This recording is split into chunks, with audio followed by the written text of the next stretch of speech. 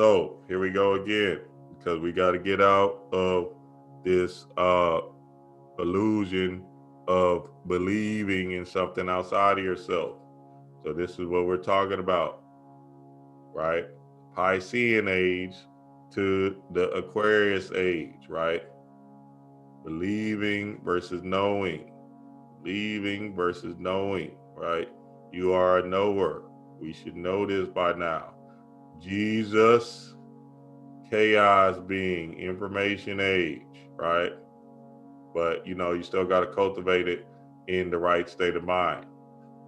So this is believing in something outside of yourself, and this is knowing and understanding the information that you gather through the work, through the work, through the work. Hey, look, if you ain't never had no crystals, right, and you don't understand crystals, how you don't know a motherfucking thing, right?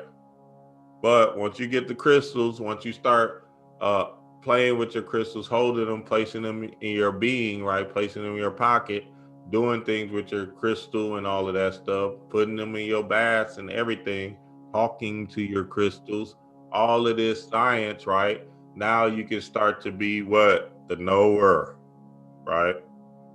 Because you had an intimate relationship with that particular work, okay? So that's how you become the knower, by understanding what this whole thing is. Trial and error. Try everything out. When I did this, this is what happened. That makes me the knower, right? You're just not going to church and saying, I went to church and yes, I believe. No, we know. I know. All right.